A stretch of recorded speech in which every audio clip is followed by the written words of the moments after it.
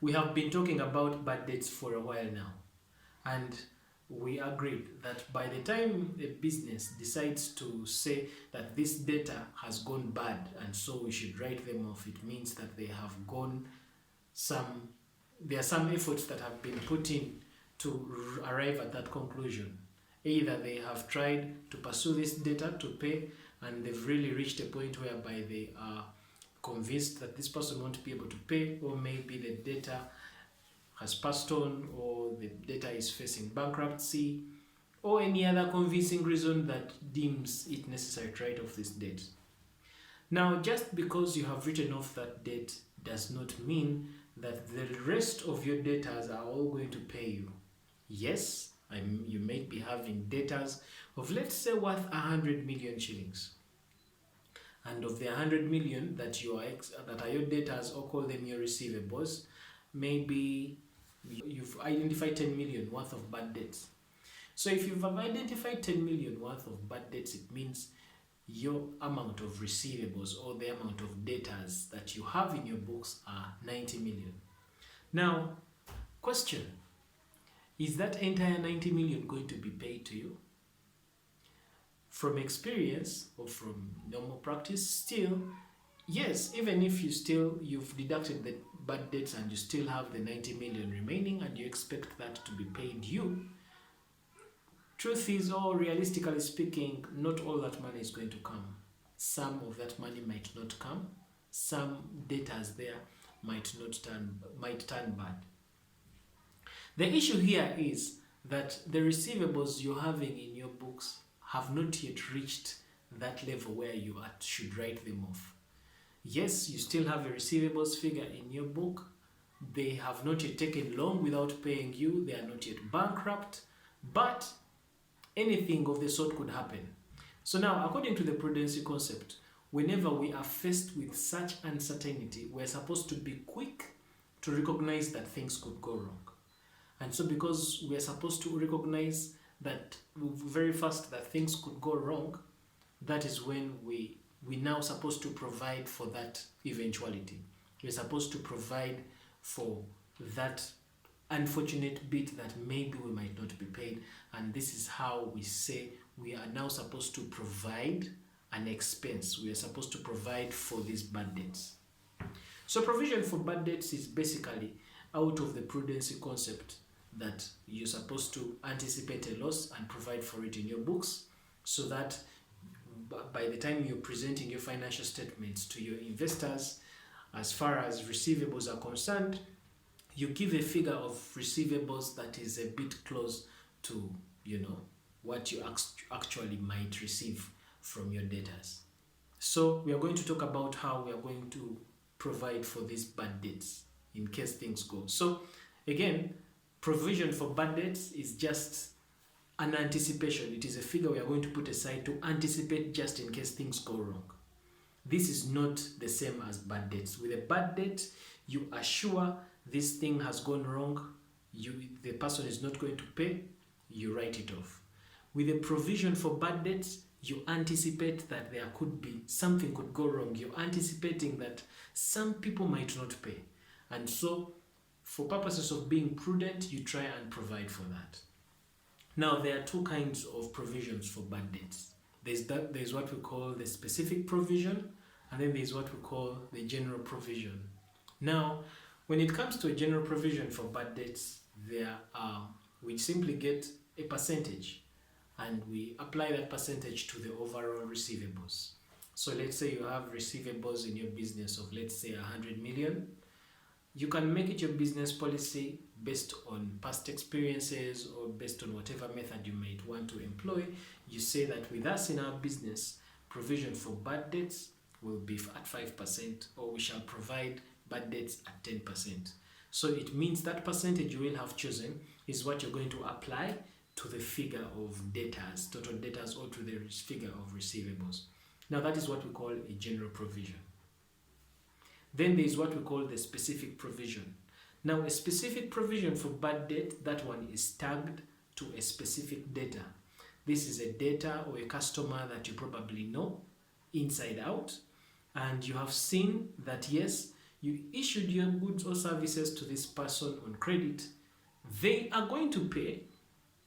You believe they're going to pay, but the affairs that are going on in their business do not give you much confidence. Let's say, yes, this is a trusted client of yours. They always pay on time, but this time round they are facing some court issues. They seem to be having a very hard time in their business cycle. You feel you're not so optimistic that they'll be able to pay.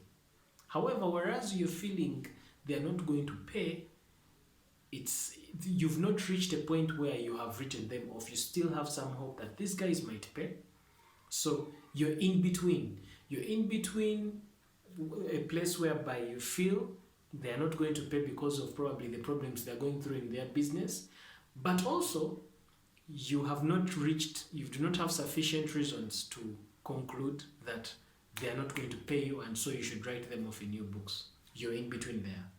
So such kinds of debtors, you provide for that as well, and based on your judgment, and that is what we call a specific provision. So a specific provision is for specific debtors that they might not pay, so you provide for that. So that's a two. We have the general provision, where we are going to give a general overall percentage to the entire receivables amount or the debtors amount. Then we have the specific provisions, like I have explained. So that being said, this is the double entry for provision for bad and doubtful debts.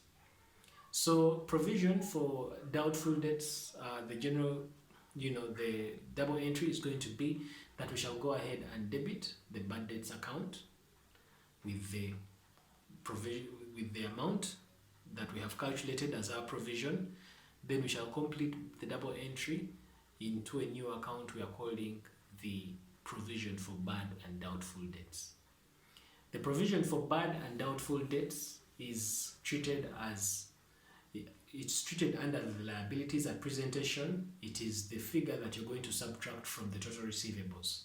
So during presentation of financial statements, when you go to the balance sheet and there's the receivables figure, so it is the receivables figure less, or you reduce the provision for bad and doubtful debts, then we come to the net receivables. So that is how the presentation is. That's how we treat provision for bad debts. So provision for bad debts is treated in the balance sheet, then the bad debts account is treated in the expense account. So now that we know the double entry for bad debts, we shall expound on it more. Let's explore some scenarios on how we calculate for provision for bad debts. Let's look at this first scenario. The first scenario we have here is this, that we have our total receivables, or call them our total debtors, that are worth 100 million. Okay. Now, let's say that in our business, we provide for bad and doubtful debts at a rate of 5%. That is a general provision, right? So if it is a general provision of 5%, so it means you're going to get 5%, multiply that by the 100 million, and we shall end up with 5 million. So it means that in our books of accounts, that is what we are going to provide for as bad debts. We are going to put 5 million shillings as provision for bad and doubtful debts. That is scenario 1. Let's go to scenario 2. So in scenario 2, let's say we have receivables still of 100 million. Those are our receivables, or our total debtors. However, within our total debtors, we have also a bad debt right there. We have identified bad debts worth 10 million shillings. So if I've identified bad debts worth 10 million shillings, and now they're telling us to calculate the provision for bad and doubtful debts at the 5% rate, how are we going to do this? So now, how we do this provision is still, we are going to get the 100 million, which are our total receivables or our total debtors. We need to subtract off the bad debts. Remember, we said that for bad debts, we are sure these guys are not going to pay. So if we are our provisional, the percentage for the provisional, we are supposed to apply that percentage on the available receivables. okay, on the available debtors.